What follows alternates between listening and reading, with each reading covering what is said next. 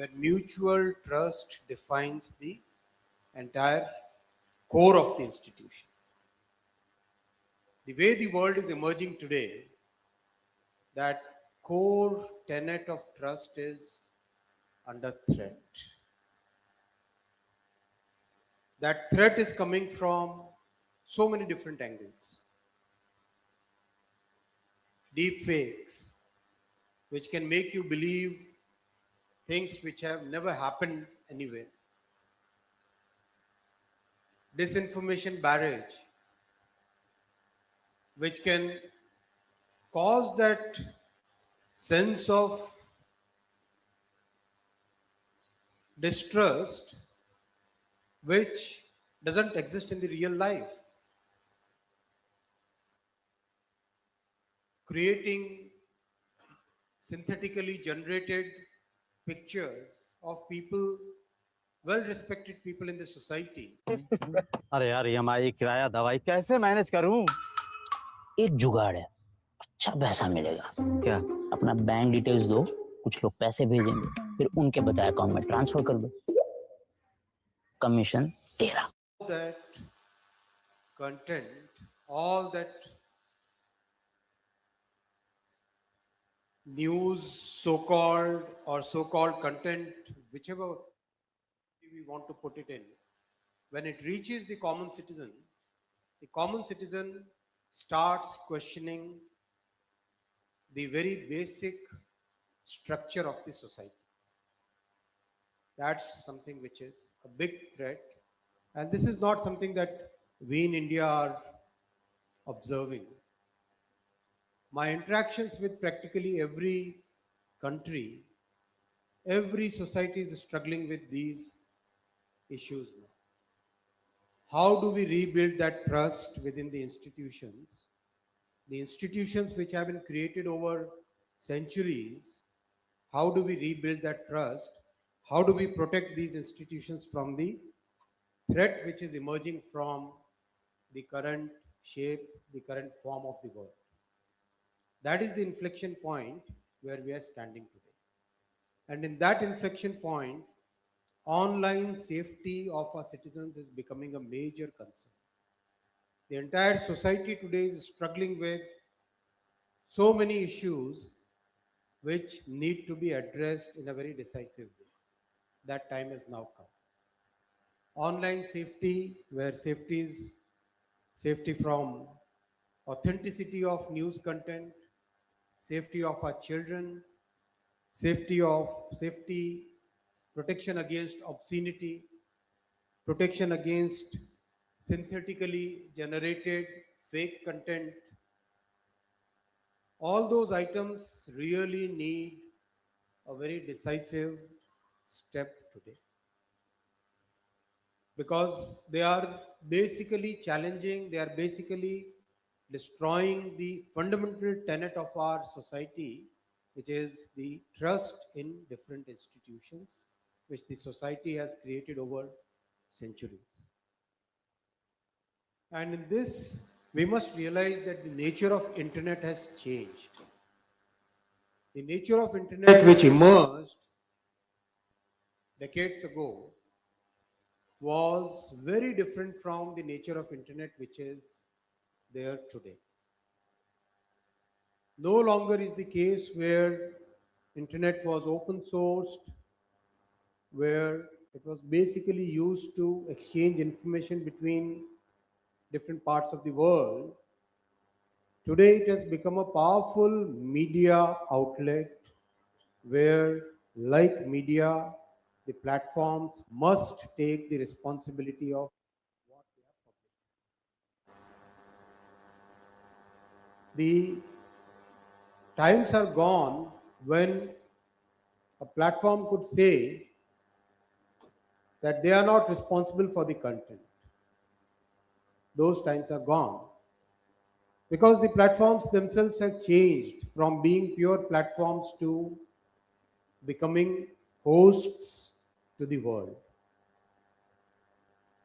Like a person managing a hotel, where the customer who comes to the hotel is verified by the hotel manager so that the person who lives or stays in the hotel for a brief period doesn't do something which is illegal.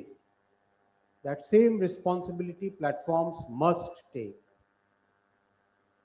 Are they allowing content which is illegal?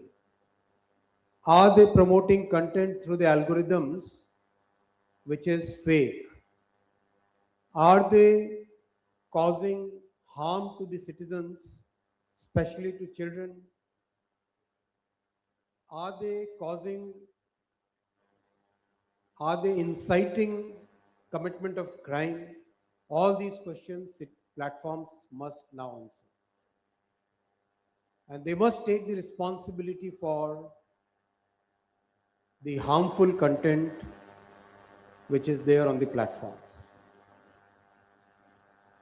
The virality of platform generated or platform hosted content is known to all of us. How a patently false information can be spread to millions of people within few hours, that's very well known to us now. Therefore, the time has come when the platforms must take responsibility for the content which is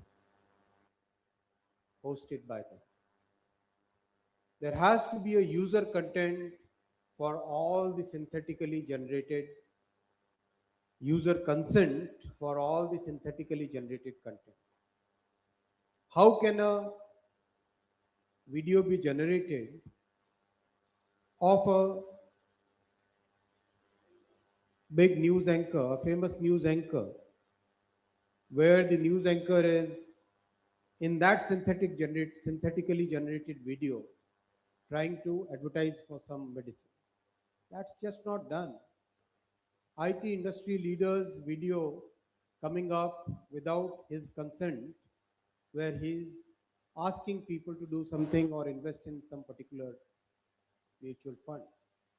That's not done. That consent of the user has to be taken. That is the way the society is today feeling.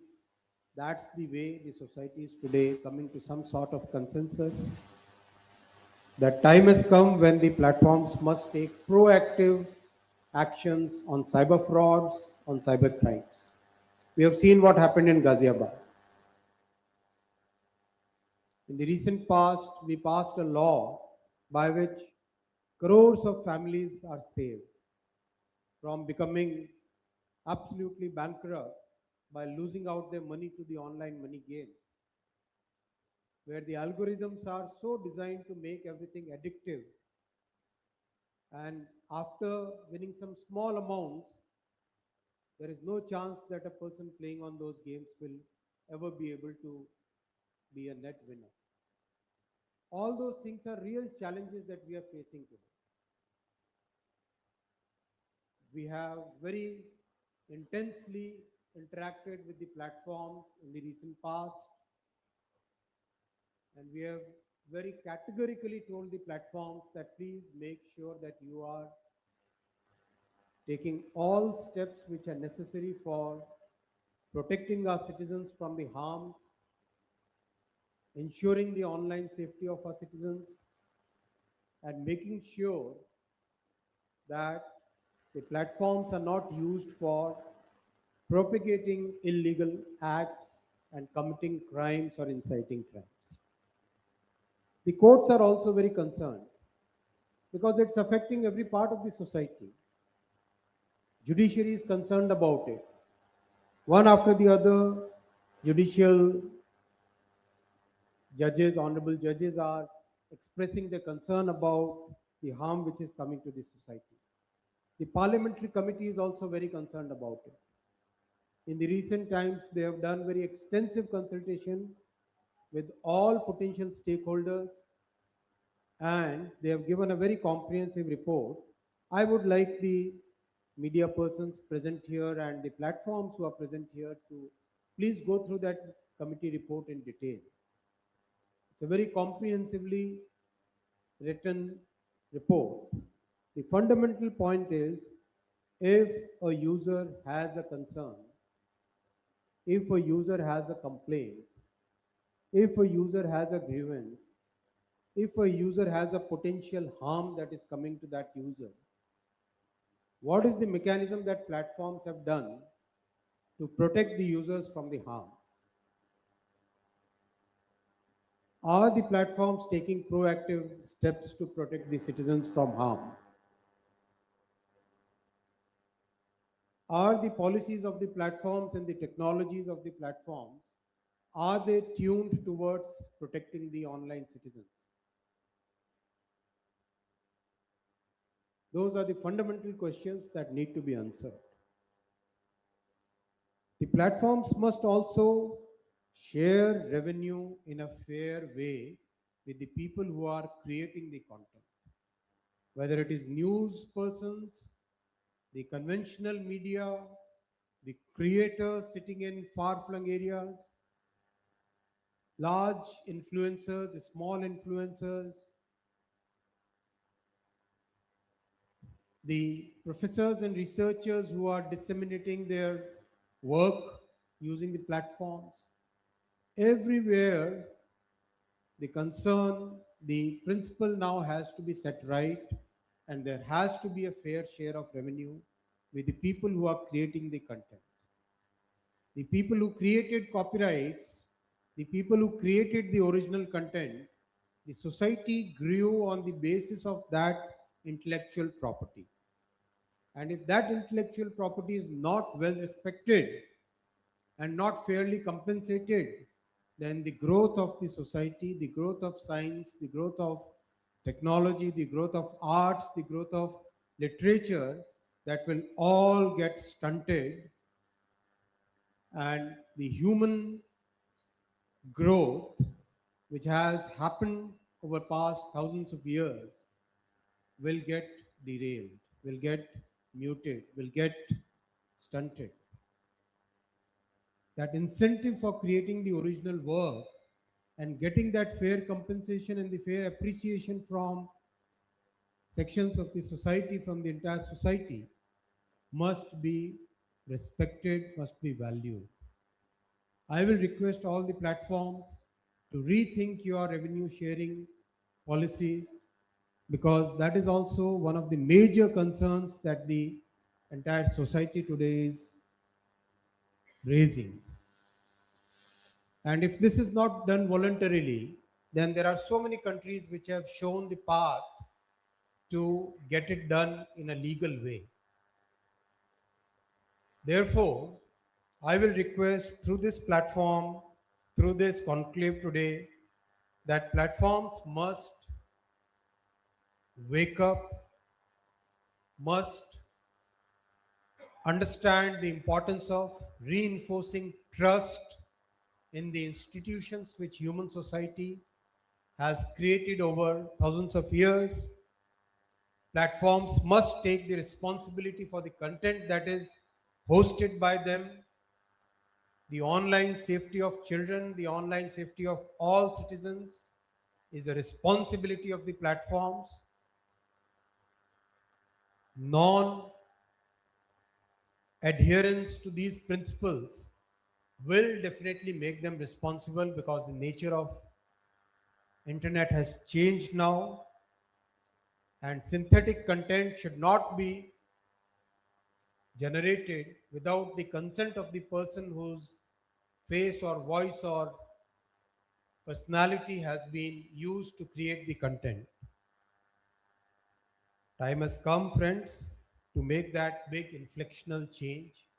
And I will request the platforms to cooperate with this human society's basic need, and the society which is today asking for this change has to be respected.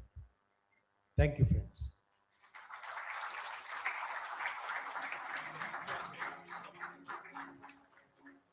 We're requesting all DNPA members to kindly join us on stage for a group photograph with the Honorable Minister.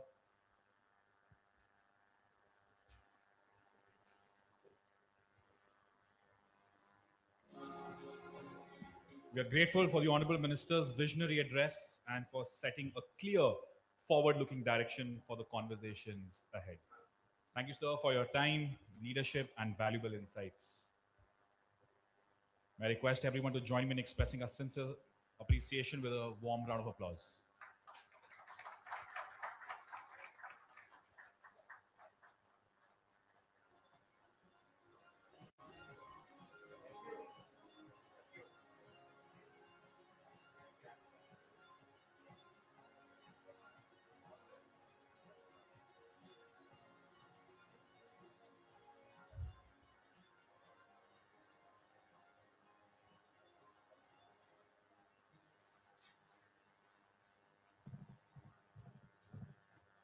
Before we move on to the next segment, requesting all delegates and all guests to kindly put their mobile phones on silent. Thank you. We now move to a special address. It's my privilege to invite Mr. Tanmay Maheshwari, Managing Director of Amar Ujala, a leader representing one of India's most respected media institutions with a legacy rooted in credibility and public trust. Sir, we look forward to it.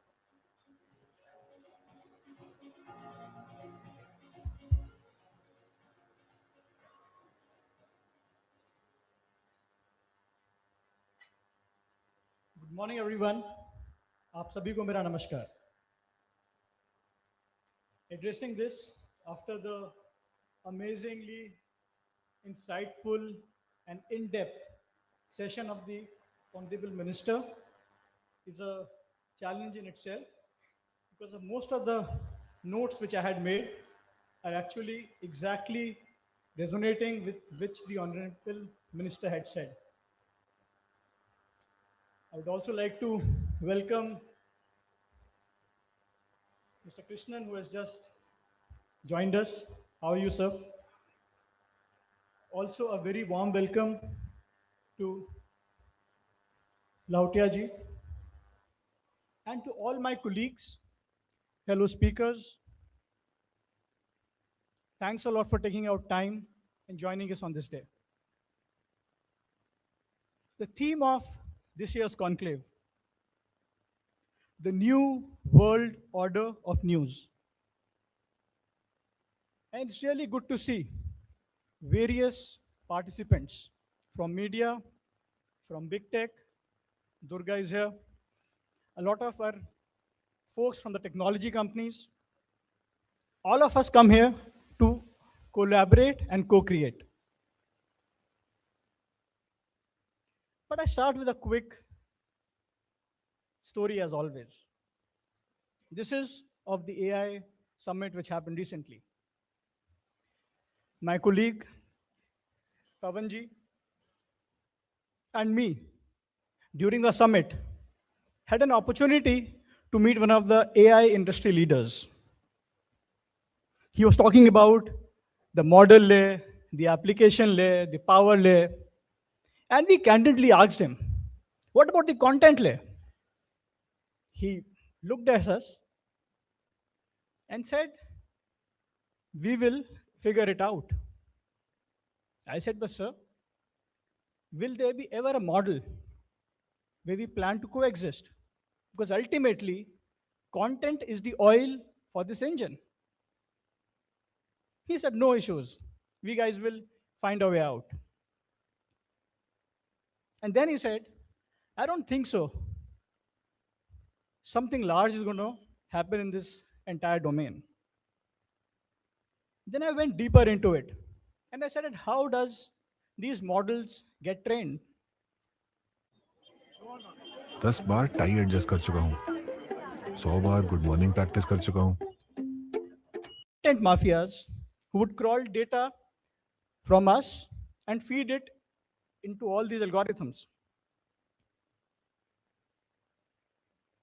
Companies like Crawl, Puppeteer, Curl, etc. are doing it at a global level. So I have a question for all of you. Whom are we competing with? 2 years back, we were competing with each other. But now we compete with reels of dancing uncles, the meme pages, AI-generated cats reading the Constitution, And of course, that one uncle in the family who would break the news on the WhatsApp even before it has happened. But above all of it, are we unknowingly being forced to compete with the fake news? Attention is the new oil. And unfortunately, my dear friends, it is being drilled by the algorithms, deep fakes, and the clickbaits. In the Indian context, 800 million plus internet users, 600 million plus smartphone users, the cheapest data in the world, it is the breeding ground for all the experiments. We are not just a digital nation, we are a hyper digital active society. But here is the irony. We are making more content than ever. We are consuming more content than ever. And yet the media ecosystem is more fragile than ever. So should the future be just digital? Or a country deserves a future which is digital, credible, and contextual? AI can summarize. AI can translate. AI can optimize headlines.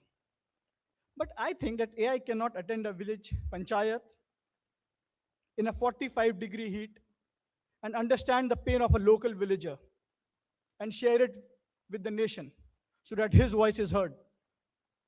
All of us in this room have a responsibility that the voices should be heard. The propagandas should be curtailed, and the nation should grow. And let's be honest, the nation will grow through trust. India is not one media market. It is 28 media markets, hundreds of dialect ecosystems. The Bharat internet is rising. In 2035, it will not matter who gives the loudest notification. What will really matter is the trust, credibility, transparency, and the sustainability curve. The winners will be a combination of technology, ethics, and business sense. The Honorable Minister was kind enough to express his views on the importance of content and on the threats of the fake news. Also, it is heartening to see the way the big tech is also taking baby steps to recognize this issue. But journalism has survived everything. I am an eternal optimist. The printing press once disrupted the kings. Television disrupted politics. Digital disrupted advertising in era 1 and era 2. Now AI is disrupting everything. But journalism has survived each and every disruption phase because the society cannot function without informed citizens. And it is our duty, responsibility, and our core work to ensure that the people of this country always have an access to truthful, verified content, and they can always differentiate between what's fake and what's true. So I hope that during the day, we will come up with more ideas, more thoughts on how can we become better as a nation, better as a society, and how can we improve our fabric. And how can we not lead into an era where a cat narrates the news and a bot decides the future of our children. Jai Hind.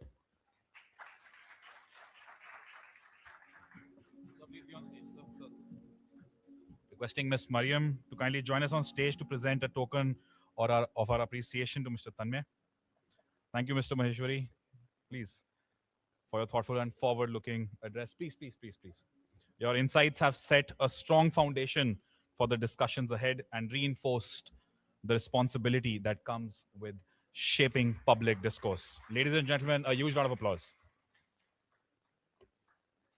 Thank you. We now move to our first fireside chat, the regulatory reset, governing India's digital communications in the AI era.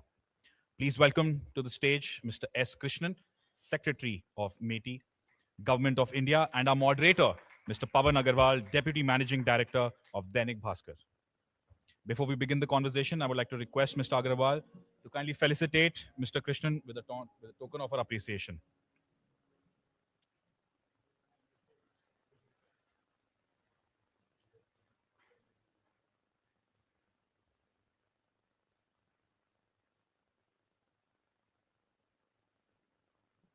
Ladies and gentlemen, a huge round of applause for Mr. S. Krishnan.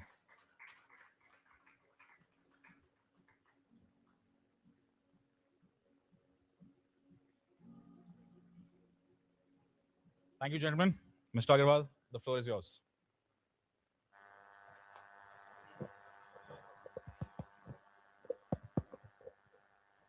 A very good morning to a very august audience here this morning. And thank you, Mr. Krishnan, for being with us today. I don't know why they named it Fireside Chat. There is no fire here. There's not going to be any fire here. There's going to be only ice here. I spoke to Mr. Krishnan that we want to hear from him, the real advices from the ministry, which is shaping the future of this country's digital ecosystem, especially the news ecosystem as we speak today. And we want to really learn from him how, as the ministry and the industry can work together, and the platforms can work together to find not just the next couple of years, but the next couple of generations for news to survive and thrive, not just survive, thrive, gentlemen, in this country. So on that note, thank you, Mr. Krishnan, once again. And I want to pick up this point from Mr. Vaishnav's address this morning, as well as at the AI Summit, where he spoke about the importance of fair compensation for all the news publishers. I want to hear from you, from the ministry's perspective, how do you see this translating into a workable framework? I mean, Minister spoke about it, that he requested the platforms to see how they can work together, how it can be fairer, how can it be better. How do you see this being a workable framework? I think, yeah, there's one part of it is to sometimes when you want to create something which is workable. Let me first thank the Digital News Publishers Association for having me one more time at your annual event. And I think it's an honor to be here, and truly coming right after the AI Summit. I think this is an important follow-up discussion. To your point on how do we create a workable platform, I think it is essential to recognize why we want to. And then you'd be able to design it better, and you'd be able to get the principles right, and then that would enable you to make it really workable. And why we want to do it is because there's a social duty and there's a social necessity of having authenticated content. Content is important, and somebody needs to authenticate the content. Somebody needs to take responsibility for it. And any content which is authenticated and curated clearly needs to have a sort of a priority, or needs to be more privileged than any other content which is just randomly put up there. So once you recognize that principle, that any society needs this, any democratic society, any forward-looking society needs this particular structure, then you determine saying that, yes, if this needs to be privileged and if this needs to survive, then it can't be a race to the bottom in terms of compensation. Then it means that you need journalists, you need content creators, you need people who write this for a living. And if they have to be compensated and they have to be taken care of, clearly you need a fair compensation framework. Then that means, again, Mr. Maheshwari in his speech was talking about how advertising has changed. And the way that media gets paid for, apart from subscription, is advertising revenue. So one part of it is sheer quality, and because you're good, somebody will pay to read what you write.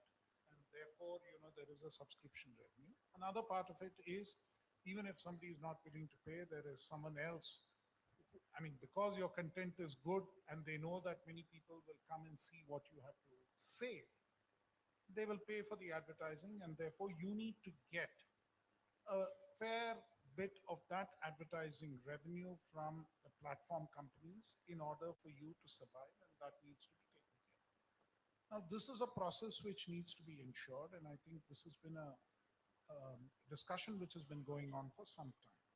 In some senses, some of this is also covered in the working paper that DPIIT has put out, because in terms of copyrighted content, how does it get looked at? So I know within that, how do you see the role of trusted publishers? No, The that is paper which exactly the DPIIT point. is working on, No, speaks of publishers, but where do you see the that role of is trusted publisher in that? That is precisely the point I'm coming to, that society needs this kind of curated and trusted content. Since society needs it, we have to figure out a way by which this compensation works. So now, within you, there could be multiple ways. I mean, there's a distribution channel. The distribution channel needs to pay you, and that is a platform company. The platform company gets to see the revenue, and therefore there needs to be some clarity on how you discuss with the platform companies and figure out how this gets distributed, or how it gets sort of worked out. I'm sure technologically there should be a way in terms of what gets published where, and what kind of advertising finds its way to a particular, what you call a property, and then figuring out from there how you actually share it.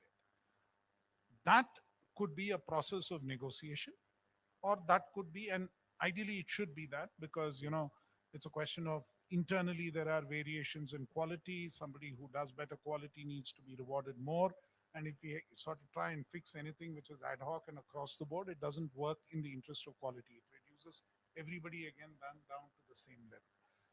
There needs to be a framework where the negotiation takes place. There probably need to be some maxima and minima, saying this is the maximum that you can go to and you can't drop below this.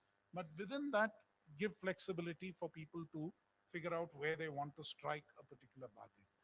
And that clearly needs to emerge. So, sir, on that point, should our industry expect sector-specific AI guidelines and not for media and content? Because what DPIIT is dealing with is all kinds of content. It is news, it is music, it is film. Should the industry expect sector-specific, especially for news? You see, Any the guideline point, for that? I mean, we'll have to examine that. You see, thus far, I think the way we have dealt with data and everything else is that there would be a general framework, and then within that, sectorally, a view could be taken. If you look at how we have viewed the data protection framework, that's how it's been dealt with there. Now, as far as news creators are concerned, at some level it's the same thing. At some level it is copyright, at some level it is the creators' rights and so on. Only thing is, certain kinds of creators, the lifespan of what they create lasts much longer. If you're writing a long novel, or if you've created a painting, or if you've created a movie, it's some artwork, then that's a different thing.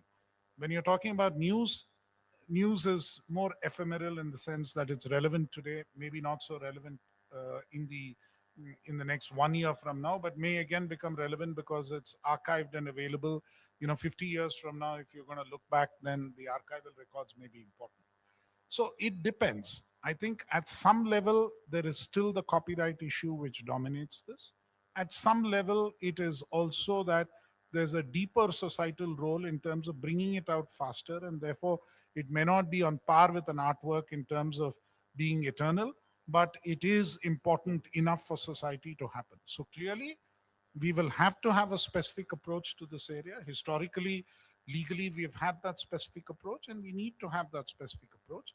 But it's not that it's completely divorced from the idea of a copyright. And sir, if I were to ask you, how can the government and the publishers collaborate to bring this clarity? What kind of a collaboration can be I think created? we need to, in practically all the lawmaking that my ministry has done, we have tended to consult extensively, and we are happy to be part of a consultation process when this whole thing, this framework works out. Of course, your concerns fall within, 3 or 4 ministries, but that's for government to internally figure out as to who'll do it.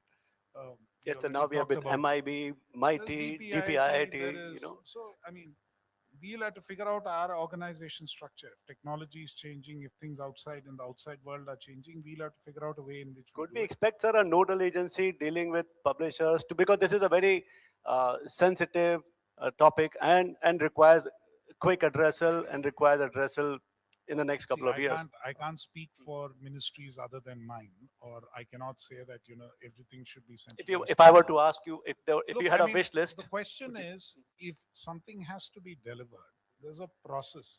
See, why do you have a portfolio system in government? You have a portfolio system in order to ensure that interests of particular groups are taken care of in a particular way and those concerns are addressed. There's a degree of specialization in that area. If there's an overlap, then it's for us to devise internal mechanisms of how we consult amongst ourselves and see that your issue is tackled. So I'm not one who will tell you that, no, this doesn't relate to me, this relates to some other ministry. I would say I'll have to ask all of those ministries and then figure out what our approach is going to be. But we cannot sort of abdicate a responsibility saying, look, I don't deal with this. I deal with this in part. I have to talk to my colleagues in other ministries. We have to figure out a combined approach with which we go forward. That is the nature of our structure. I'm sure internally most of you also have the structure. Occasionally, when I talk to some of your reporters or some of the others, they'll say, that is the edit desk, and the edit desk has another view and things. So, you have structures to deal with these issues. We have internal structures. As far as you're concerned, it should not bother you whether there's a nodal agency or a single point of contact. There could be 2 or 3 points of contact. After all, most of what news nowadays, what you thrive on is, this ministry doesn't agree with the other ministry. I mean, it's our job not to agree with each other all the time, right? So it's not news. I mean, it's part of what it is. So we'll figure out a way of how to deal with this. But the issue is important. The issue is relevant. Even if it falls between 2 or 3 ministries, we have to internally figure out a way. And it is of significance enough to be urgent, where we need an intervention of a kind which will make a significant difference. let me change track. So we are seeing increasing scrutiny of social media platforms globally. How does India, in your view, will balance between free expression and platform accountability? So there's a fine line between You see, free I mean, expression and platform let's accountability. be very clear. We have constitutionally, we have clarity on the kind of restrictions which can be imposed on freedom of expression. The right to freedom of expression is subject to certain restrictions which are contained in Article 19, 2 of the Constitution. So those grounds are very clear. So on those grounds, there could be reasonable restrictions on freedom of speech. And the courts have repeatedly upheld that. I don't think in any way the Ministry of Electronics and Information Technology, when it seeks to regulate what the social media does, goes beyond the constitutional mandate. There are 2 instruments which we use. One instrument is Section 69A, which actually deals with a subset of the restrictions which are available in Article 19.2. So it basically deals with things like public order, security of state, national security, defense of India, those kind of bigger order things. And then there are other issues which 19.2 contains, which is basically defamatory content and obscene content. Now, defamatory and obscene content are dealt with under other laws, and they come within Section 79, the scope of Section 79 of the IT Act. So I don't think anyone in this country who needs to operate in this country can contest that, I will continue to carry content which is violative of the kind of restrictions which law imposes and which are, constitutionally valid limitations. You can't then say that, look, I will continue to do what I feel like. If you want to operate in India, then you have to comply with Indian law. And I don't think the ask of the ministry is anything beyond that. I think we are well within that framework of law. I am very conscious that we need to be within the framework of law when we are dealing with issues of this nature. And I'm also very clear that since the process of law has two limbs to it, one through section 69A and one through section 79, we're very clear as to how we'll operate the two limbs, under what conditions we operate which limb. So I think to that extent, I don't think there can legitimately be agreements. It has been repeatedly been questioned in the courts of law in India, and I think repeatedly the courts have upheld the kind of stance that we have taken, and that it is in compliance with law, and these are lawful restrictions. So on that note, sir, uh, what expectations does the government actually have from the digital news publishers here in maintaining credibility, public trust in an environment which is dominated currently by the algorithmic amplification? I think the most important thing is that if media needs to be taken seriously, then media needs to reflect what is happening, and you know, if media suffers from some credibility gap, then that's when other kinds of content come to the top. So I think that is a question that you have to ask yourself, saying why are people not trusting you, and why are people, seeking other forms of, other channels. No, so we are, this room is very sure that people trust us, and that's why we exist. We wouldn't exist if people would have If lost people trust you, trust. then you shouldn't be asking me that question. My question was your expectation from us in the age of See, I mean, algorithm let us be amplification. clear. I mean, as a civil servant and as a representative of government, the only ask I will have is follow the law. That's it. I mean, what else can I ask of you? You please be you function within the four walls of the law, and it's a question of you preserve credibility and trust by ensuring that you follow whatever are the provisions of the law that are there.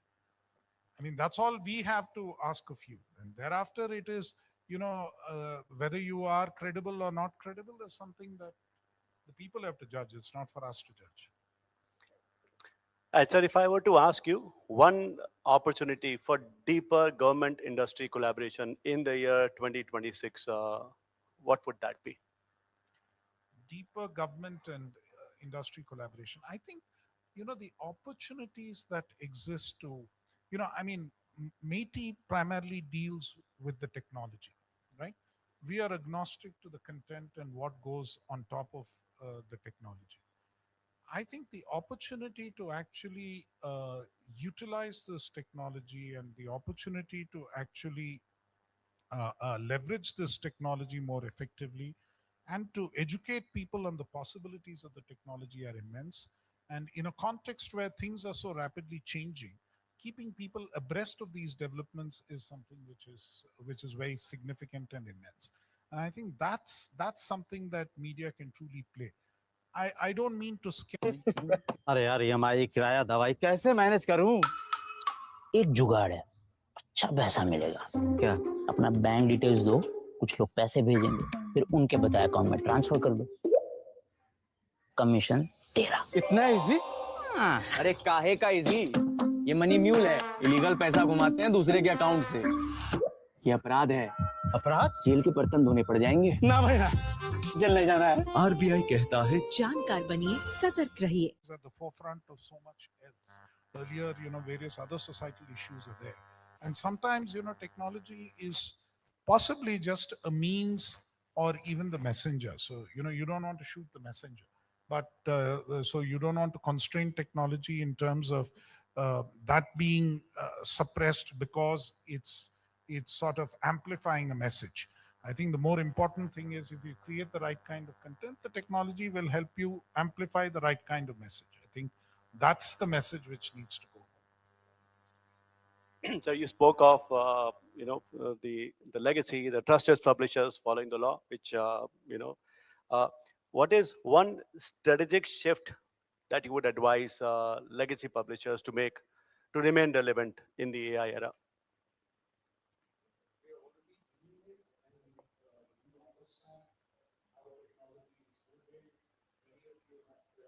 Across multiple media, there are old world guys like me who like to see their newspaper in the morning. And we so would there love you to do that. Continue to do that. Please, big round for that. So We would love you to read our newspapers. We would love you to read our apps, our websites, and consumer stations. So I think and I think you should keep it going on multiple channels, because I think that's what is important. And what is good is, and what I really appreciate is the fact that, there's so much of regular updating. I mean, it's sort of pushing everybody. So which means that you actually, even a newspaper, and I know it's tough for the journalists who actually do it. Earlier, you just had one deadline, and then you can put the paper to bed, literally. But you can't do it anymore. You have to sort of be updated all the time. And the way that they are able to provide updates, the way that they are able to stay with it, and whatever it is, when you actually see it in print, whether you see it on a screen or whether you see it on a piece of paper, there is far greater conviction and far greater credibility when you see it in that format, rather than just somebody saying something very quickly. thank you, sir. And with your permission, can I ask our audience some questions? For Mr. Krishnan. Can somebody please bring a mic here? We'll take a couple of questions. We are all pressed on time, but I'm sure we can take 3 or 4 questions. Can somebody please bring a mic here to Mr. Mohit Jain? Mohit, just to save time. Thank you. Thank you. Thank you, sir, for being here with us. My name is Mohit Jain from Times of India. And we've been very closely following the draft regulations that you're looking at.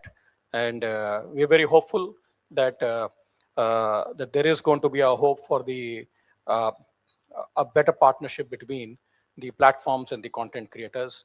And what we're just seeing is that there are many platforms which are recognizing that the partnership has to exist between the content creators and platform. For example, Google is one of them, which they have very widely recognized the coexistence between them and us. But some other platforms perhaps are still taking time to recognize that this coexistence is paramount for our sustainability. And many countries are actually coming forward to forge these partnerships. So can we as content creators, and as Pawanji rightly said, this content is very different. It impacts security, elections, commerce, markets, and everything.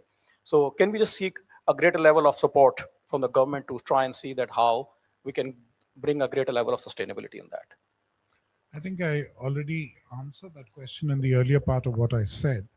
Clearly, in a situation where we believe that there is a social good which comes out of what content creators do, especially curated news publishers, and that needs to be privileged in some form, or that needs to be protected in some form for larger public good, larger societal good. So clearly, I think the intent is there. The framework, the precise framework, and the way that it can be done is something we can sit down and discuss. Krishnanji, in your chat, you said at least twice or thrice actually that the quality of content, the trust is linked to the reach, right? So you said that you make better content and it has a better reach. Theoretically, I completely agree with you. But if you look at the practical aspect of life today, the reach is dependent on the platform. And the algorithm is incentivizing the engagement, not the credibility. So let's say a news article which is fake, but is able to, sensationalize a trivial issue, create a very, hot, crispy headline, will get far more clicks, far more, shares. The platform will, see that, this has much better, engagement. And then you'll say, yaar, iski reach to aapse zyada achhi hai. So reach and quality ideally should be directly, proportional to each other. But in the, reality, it is inversely linked. So how do we, solve for that?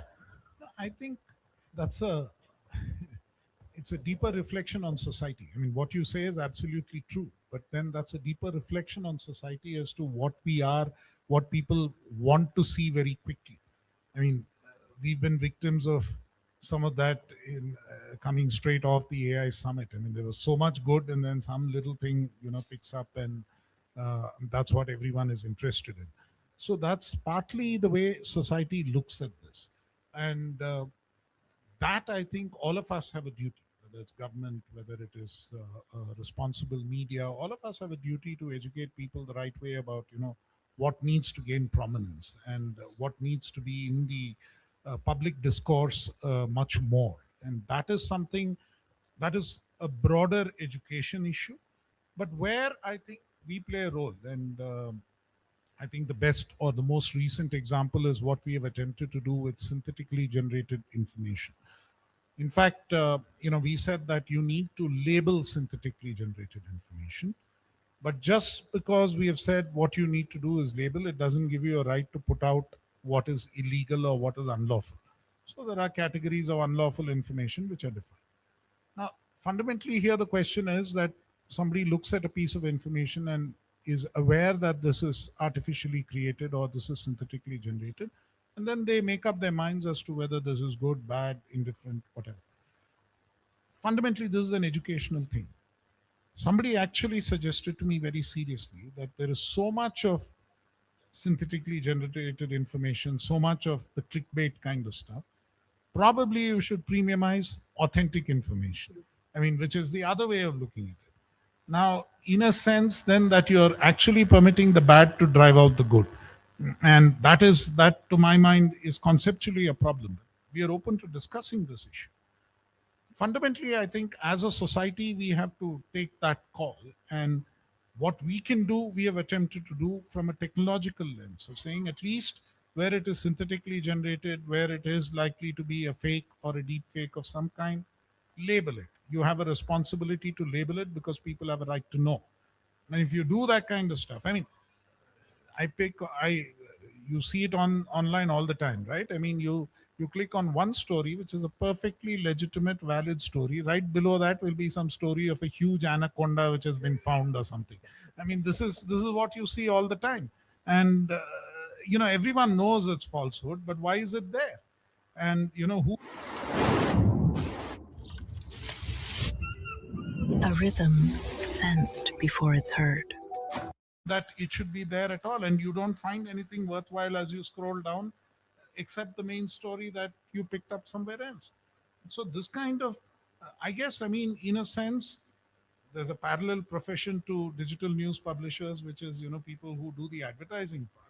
Maybe there's a discussion needed with them as well to understand, what is it that, what are the standards we follow and how do we sort of do this? I think it requires a broader discussion within society.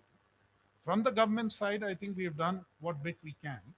And we also need to be very aware that, we shouldn't get too much into this, because ultimately then, the boundary of where we are overstepping into freedom of expression is also there. I think, as I said, we have to be restrained and we have to do what is lawful. But beyond that, to go what is constitutionally permissible is an issue. And it could affect some of you at some point if we try to do that. So, which is why I think it needs a broader consensus and a broader meeting of minds amongst different segments of the industry. Thank you, sir. Thank you. So we've run out of time, but we'll just take one last question, please. Sir, a lot of these words get confused when we talk about this industry, right? Media, content creation, publishing, blogging, and news. So, for example, आपके पास जो WhatsApp पे forward आ रहा है, जो synthetically created without permission, right? That's possibly, I would say it's media, but it's none of the others, right?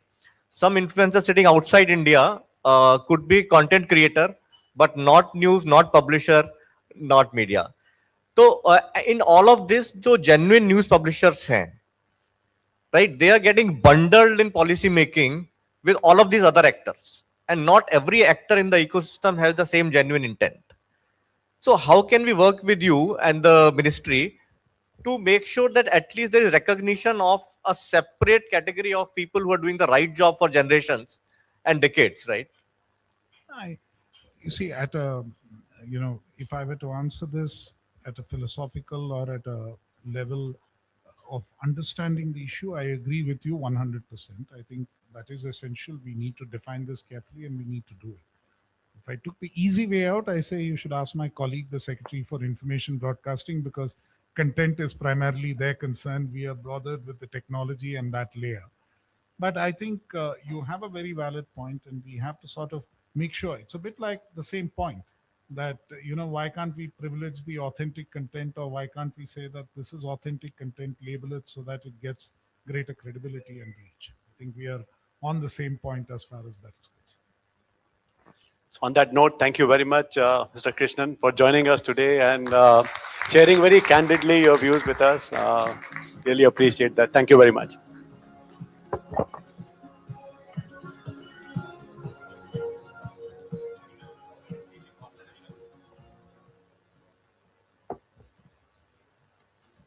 For our next conversation, it examines the evolving telecom and digital infrastructure landscape. Ladies and gentlemen, a huge round of applause for Mr. S. Krishnan and Mr. Amar Ujala.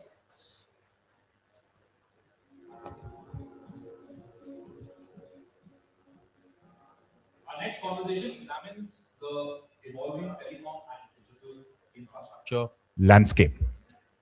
Ladies and gentlemen, please welcome Mr. Anil Kumar Lahoti, Chairman of the Telecom Regulatory Authority of India, TRAI, and Mr. Puneet Singhvi, Chief Strategy Officer at Network 18. Before we begin, I would like to request Mr. Singhvi to present a token of our appreciation to Mr. Lahoti.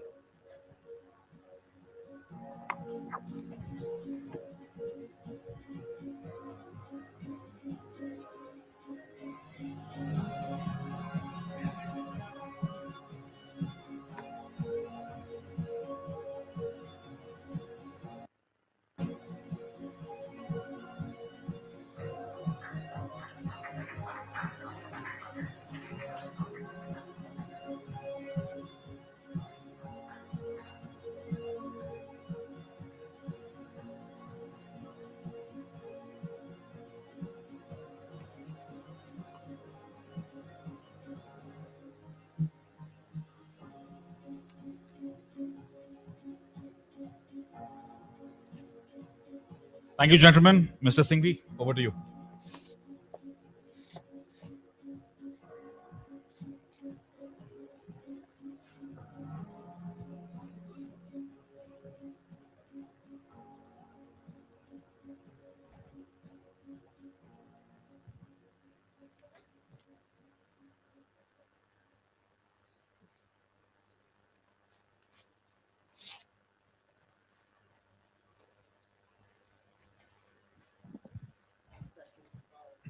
Welcome everyone to the DNPA Conclave.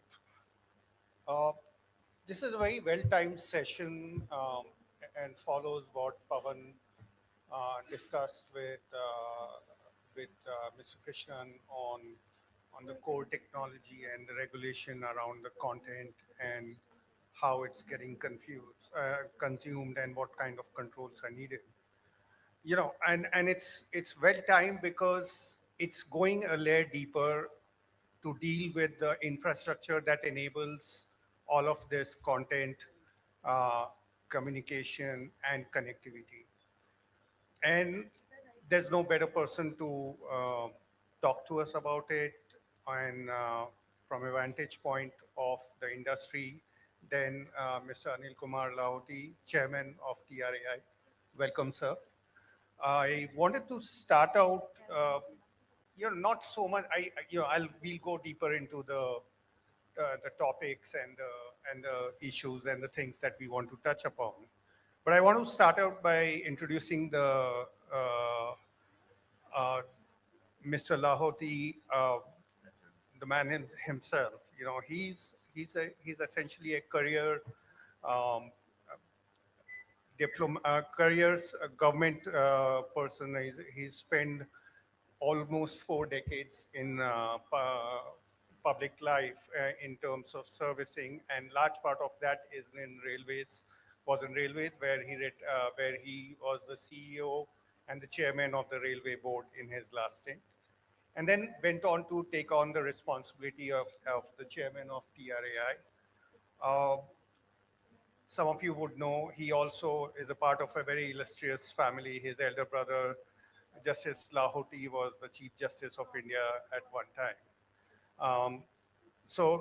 Thank you, sir, for the honor of joining us. And, one of the things that has been consistent in his career is basically the connectivity. And he's been in the core of connecting people, initially through his massive years of service in railways, and then onto the TRA side, where he's uh, working on creating the entire regulatory ecosystem and enabling growth there. So with that, I just wanted to dive in a little deeper and start out with some basic data. Over 1.1 billion mobile subscribers, almost 40% of them are at high-speed 5G connection, projected to go to about 80% over the next 3 to 5 years. 800 million, 900 million broadband subscribers, and one of the fastest rollout of 5G that we've seen globally. Obviously, the scale is mind-boggling in terms of the data usage and how the whole infrastructure has enabled a massively evolving and growing digital economy. From your perspective, sir, how do you see the developments that have happened at the scale and the speed and the complexity uh, that it entails? From your vantage point, what is the view that a regulator takes in ensuring that we do this at speed, at the same time being able to ensure that the consumer interests are taken care of? So, thank you very much, Punitji. First of all,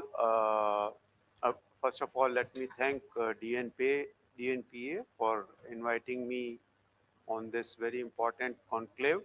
I think that the digital news is now the rapidly rising, and uh, the younger, while I continue to read newspaper, the younger generation don't even touch newspaper. They just pick up their tab or mobile or the laptop, and they see the digital news. So it's very important that uh, uh, uh, that this conversation takes place. Uh, so you're talking about the speed and the scale. Let me first update you the figures which you mentioned. India has already crossed 1 billion subscribers of broadband in November 25, and we have, in terms of telecom, now we have almost 135 crore subscriptions. That's the scale. And the 5G network has reached almost more than 99.5% of the districts in the country. And the 4G network has already reached 6.3 lakh villages already. So that's where our network stands. The 5G rollout has been the fastest in the world. We have the 5G subscription, as you pointed out, is already at the level of 398 million or 40 crore subscribers. Our networks are going on continuously getting densified or expanded in terms of their capacity. We also have a robust submarine cable system because the internet is global, and we have 18 submarine cables already serving India, and this capacity is going to be is already expanding rapidly. So, I would say we are in last few years, India has done rapid progress in terms of the network rollout and availability of digital services, digital connectivity. and our regulatory framework has, in terms of the law and the regulations and the policies, has been very progressive in this matter, which has helped this expansion. Thanks. I just want to expand on the 5G growth, and you talked about the numbers on the 4G side also. One of the trends that's emerging, or at least the data that's emerging, that's almost 50-55% of the new users who are coming in terms of the overall telecom ecosystem are in the rural or tier 2, tier 3 towns, where from a connectivity speed and experience point of view, it's something which is catching up in terms of the experience versus what you, let's say, have in a city like Delhi or Bombay. Now, from a policy perspective, how are you looking at enabling that, given that there are other dynamics of ARPU and the kind of investments that it requires, and the whole fiberization of the telecom towers that the operators need to evolve in? Because that's the rural and tier 2, tier 3 is the next wave of consumers, both on internet and overall on content, and in fact, even on the digital public infrastructure. So I think the entire telecom ecosystem that we have a wonderful private enterprise, and the government, the policies and the regulation have enabled the private enterprise to flourish and serve the social good. So this has been the primary, motivator, or the way this network rollout is taking place. Nevertheless, there are rural areas where network rollout is not so much commercially viable, and where we have the 5% contribution coming from the licensed service providers in the Digital Bharat Nidhi. And the Digital Bharat Nidhi is being used both for the expansion of the mobile network in terms of 4G network, as also the fixed broadband network.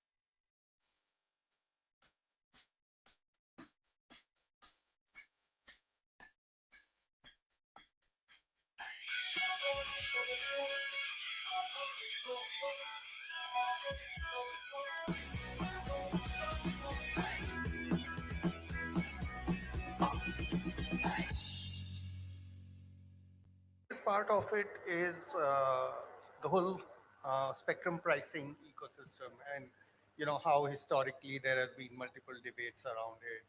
In fact, TRAI has been a big champion of how to build a new perspective. And just, I think yesterday you announced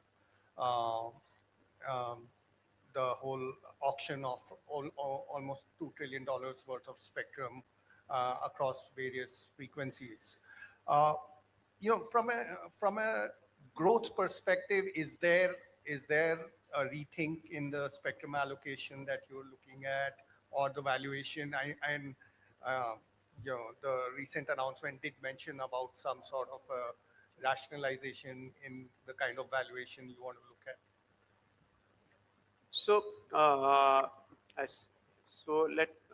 first of all, how the spectrum pricing is being dealt by TRAI. So I must tell you that TRAI has a very robust system of spectrum valuation, and this is based on sound fundamentals, sound economic fundamentals, and we don't do price valuation of the spectrum only by way of one model. So there are a number of economic models which are used, and all take into account different economic factors of the cost and the value that the investment will derive, and they bring out little variation in the valuation of the spectrum. So the robust practice which TRI has been following over the years is that we carry out valuation of the spectrum by multiple models, and then after evaluating all the models, then we come up to the final pricing. Now this process takes into account the investment required in the network and the investment required in the spectrum, and both are replaceable because the same purpose could be served either by expanding the network or by increasing the quantum of spectrum available. And at the same time, we also have a look at how much spectrum was actually in the previous auction, how much spectrum was sold or whether it remained unsold, whether it was completely sold out or partly sold out, what has been the market inflations which have taken place. So all these factors are taken into account when we arrive at the final pricing. So even if you look at the 2022 pricing of spectrum, it eventually led to sale of 1.5 lakh crore worth of spectrum. So, so that price was good at that point of time. Now we have done the valuation again, and we followed those models. We have done a careful exercise. So as far as the valuation itself is concerned, the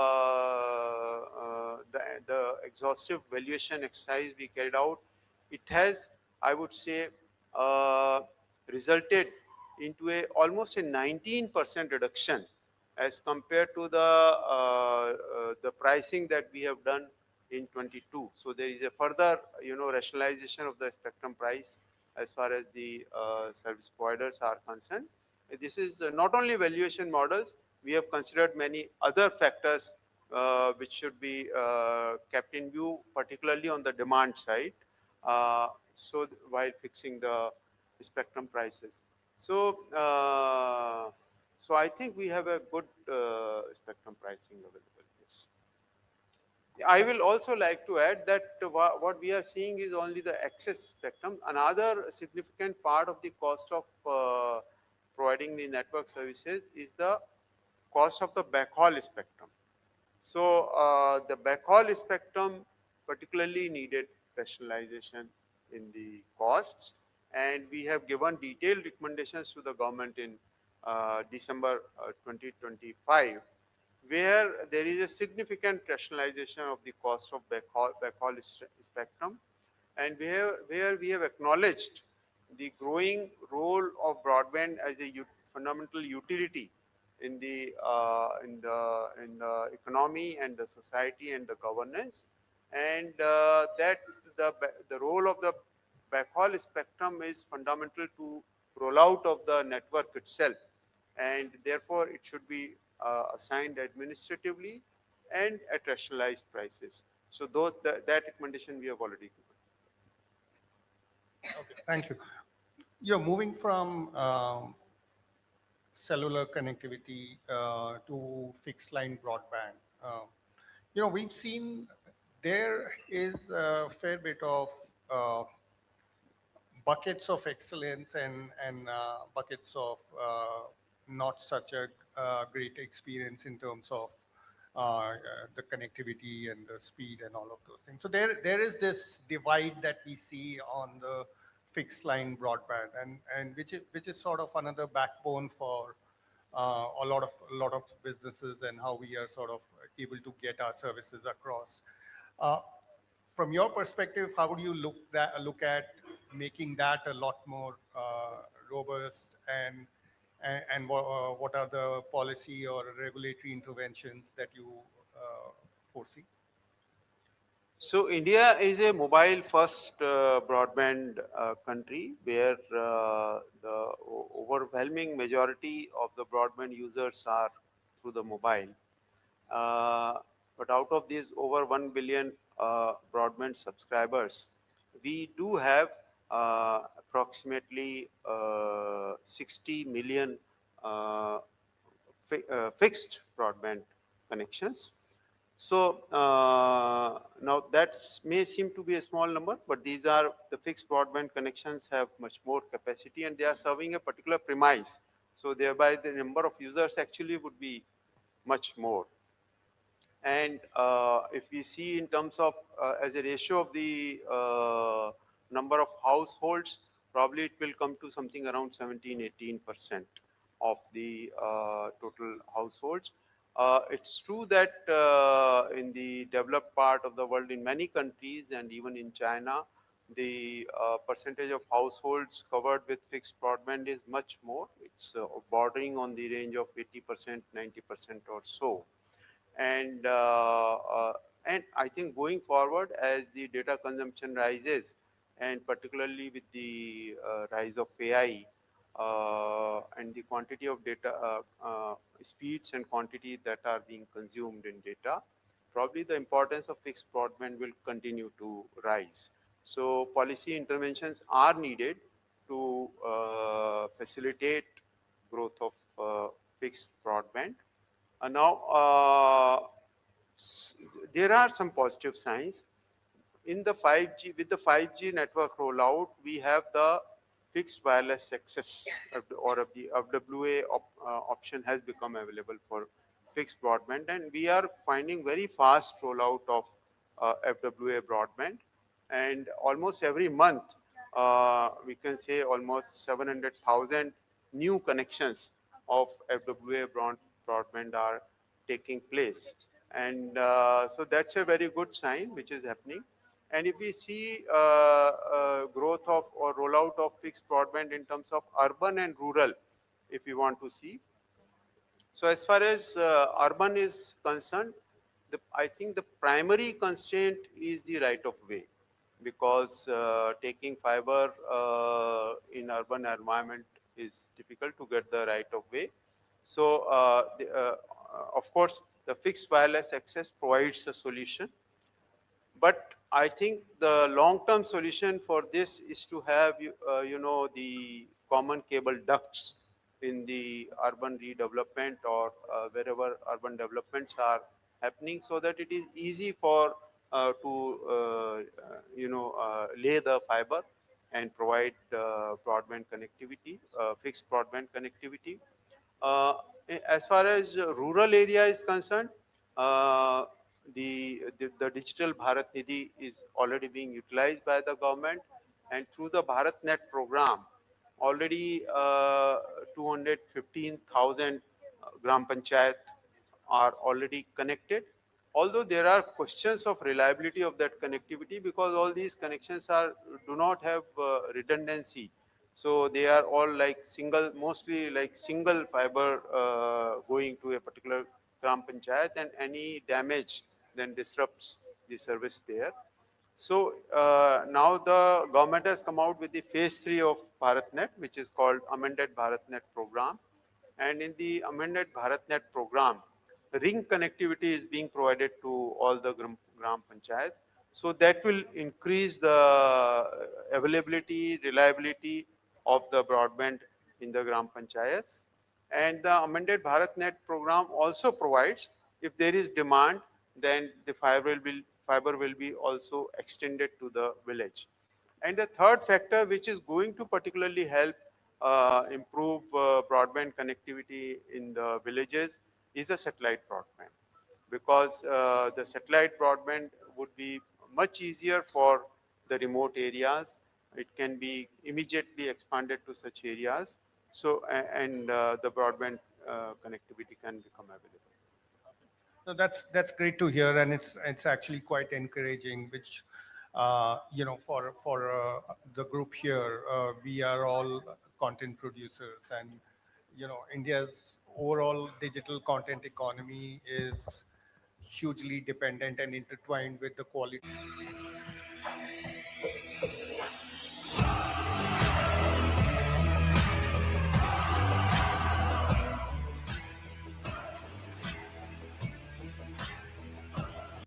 Existing and a huge emerging audience base that we constantly want to reach out to. What's your perspective? How do you view that interdependence, and what all of us here can look at in terms of focus areas to be able to ride that wave, and the massive infrastructure initiatives that you're driving? I think the interdependence is indisputable because the digital content is riding on the internet, and the internet growth is riding on the digital content. So both are driving each other. So there is no doubt about that. We are also seeing that as a result of this, gradually the telecom networks are also evolving. They are evolving from being mere infrastructure to digital platforms. So that is another change which is taking place gradually. The telecom networks are hosting content. We have edge servers hosting content, and they are actually part of the entire content delivery system. So that change is already taking place, and I think both need each other, and that's why both will be driving the growth of each other. Yeah, one factor which I think we must remember is that as the content consumption rises, and the indoor connectivity is also going to become very important. So while in the older era, when the mobile network was being used primarily for voice communication or maybe SMS communication, as the video content consumption is rising, the quantity of data consumption and the speed at which it is consumed and is going to change. So it is important to improve the indoor connectivity, and this would require installation of in-building digital connectivity infrastructure. So that's a very important change. As TRI, we have already given detailed recommendations to the government so that it becomes a part of the building bylaws and the National Building Code. And also we have come out with a regulatory framework whereby buildings are evaluated in terms of their digital connectivity quality. So particularly the larger buildings, public buildings, large complexes, they must have indoor digital connectivity solutions. Thank you. You know, at the scale that it's getting rolled out, it often entails sort of a division between the large players and the smaller players. And what that means is rising cost of access sometimes tend to become a challenge for the smaller to mid-sized publishers or players, content players. How are you seeing that from a perspective of neutrality, and how it sort of becomes a more federated in terms of access and hence the growth of the business? So I don't think as of now that should be a matter of concern. Way back in 2017, TRI had given a detailed recommendation to the government on net neutrality, which clearly stated that the access to the internet has to be non-discriminatory, which means there should be no blocking or throttling of content on the basis of content, or even a preference on the basis of price to the content. And based on those recommendations, government has incorporated this as a condition in 2018, and it is binding on the service providers to maintain that net neutrality. And as far as our tariff framework is concerned, the tariff framework is also non-discriminatory. The service provider cannot discriminate on the basis of content that is being carried. So we have a good regulatory framework to ensure net neutrality. Going forward, I think now with the advent of the 5G technology, the technology allows for network slicing, whereby network slices can be created for carriage of particular service. So that's a question I think which has arisen because on one hand the technology provides options which can be utilized by the society and the economy. On the other hand, we have to ensure net neutrality. So in principle, I would say that the network slicing has to be based on the type of service, not based on the content. For example, for the disaster related communications or emergency communications, if there is a network slice or for security related conditions, this should certainly be permitted and it in no way affects net neutrality. Mr. Lauti, thank you so much for your time and wonderful insights and a very candid conversation. It's been a pleasure.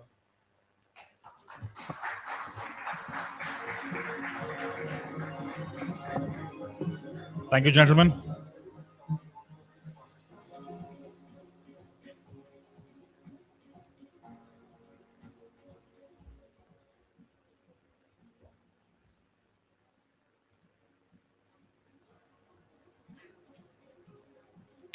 Up next, addressing a billion, the architecture of India's digital identity.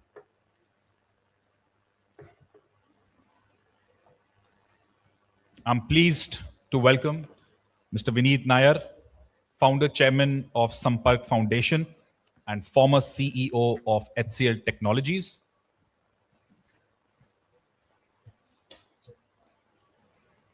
And moderating this conversation, we have Mr. Puneet Gupta, COO of Times Internet and vice chairperson of DNPA. Mr. Nair, Mr. Gupta, please. Sir, the floor is yours. Thank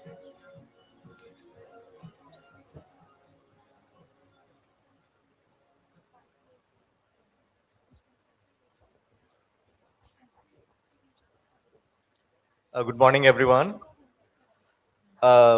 We are in conversation today with one of India's foremost leaders on organization architecture, Mr. Vineet Nair, whose HCL Technologies stint is nothing short of a masterclass.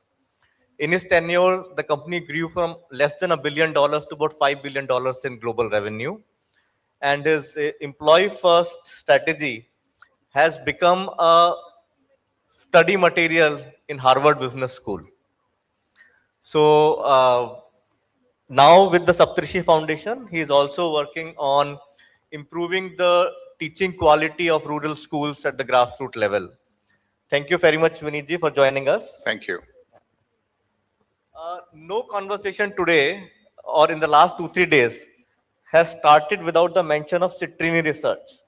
Right? It's a research house for institutional investors. And they created a hypothetical scenario and laid out a blog post. And that blog post said that because of impact of artificial intelligence, Indian IT industry will see a long list of contract cancellations in 2027. And it's a hypothetical scenario. It's a postulate, right? Written from a perspective that you're sitting in 2028 and looking at how the चाबी दुकान की चाबी पापा bike की और घर की चाबी time when Claude posted a blog post saying that their models can now work on COBOL, IBM stock had the largest fall in the last 25 years of the market, right? In your personal capacity, sir, you have said in the past that you've given a caution about the hype of AI, right? And with these two things happening, you think the hype is still real? How big is the hype? And how does it impact the various industries that depend on this piece of technology or are working on it? Thank you. And it's very interesting that after working for almost 15 years in social sector, I still get asked IT questions. I think all of this is true. And let me unravel AI a bit. First, let's understand the incentive structures. Anybody who will come with an AI model is interested in subscription. And the truth of the matter was that when the India-Pakistan match was being played, you could see ChatGPT advertisements and you can see Google advertisements. Basically, and cloud advertisements, their primary interest is subscription. And therefore, I would take whatever they say with a grain of salt. That's point one. Point two, from an Indian IT perspective, the transformation of technology accelerating and doing more and more work, what they were doing before, is only accelerating. And it is a journey which is only one unidirectional. And to understand that, you have to see what happened in the industrial age. In the industrial age, what we did was we converted long processes into what I call microprocesses.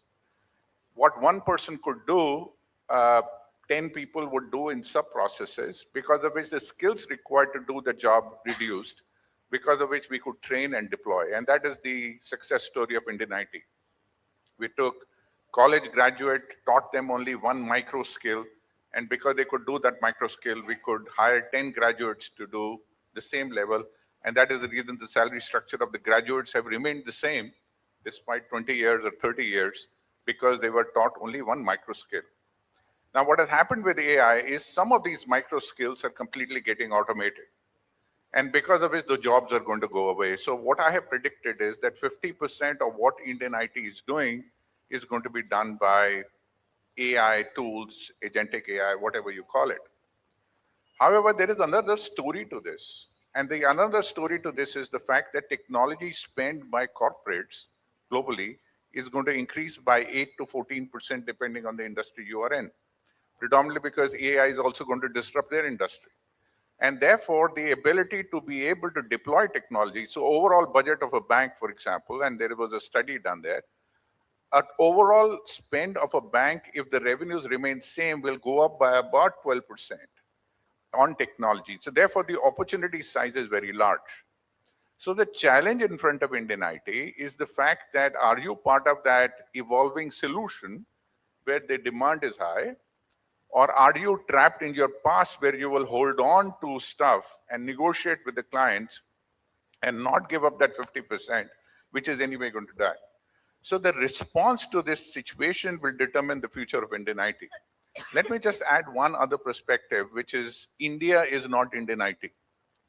Indian IT is going to focus on profit, and therefore they're going to execute using tools, technologies, people in whatever country it makes sense. When you look from India point of view, I think we have a mother of all problems. So on one side, our education system is producing knowledge workers who are not greatly skilled on the new technology which is coming in. And it's not technology, it is ability to solve problems, ability to conceptualize new innovative ideas of how manufacturing companies or financial services companies are going to get implemented. Now, when these kids are not going to find jobs, and the Indian IT are going to automate themselves and hire fewer and fewer people going forward, what happens to the job situation? And what happens to Indian competitiveness over a long period of time? So I think from a strategy point of view, Indian IT will, I believe, still figure out and gain the market capture of the evolving new technologies to be able to offset some of the losses they're going to have. For India, we need to think a lot more strategically. And in your view, how do we extend it to the members who are sitting in this room, the news publishing industry, for example, right? The dual challenge of AI will help in productivity, but if productivity does not translate to profitability, then we look at job losses, right? If productivity moves to profitability, then jobs increase, right? So any views on that? Yeah, so I would say publishing industry was one of the first to get hit by even internet coming in, right? And the reason your association is there is thanks to technology. Without that, we will still be reading papers, and you would not exist. And therefore, the first thing which you should do is try and look at technology as an opportunity and not as a challenge, because your creation was based on this opportunity and technology. Now, the question is how to look at this technology. You must understand this technology is automating tasks. It's not automating jobs. And there is a difference between automating tasks and automating jobs. The task which you were doing earlier, editing, writing, some of that will be more efficiently done by agents which you would have trained on your way of expressing an opinion. But that is not your job. Over a period of time, you started considering that as a job. And in the previous sections, we were talking about WhatsApp. Content is also content now. So what is the definition of content? Is because real differentiated content is not getting created. And if differentiated content is not getting created, you cannot commercialize it. You cannot profit from it. So I think those of you who move up the value chain and figure out new content, which could be written beautifully by an AI agent, or could research very good from an AI agent, but an alternate perspective.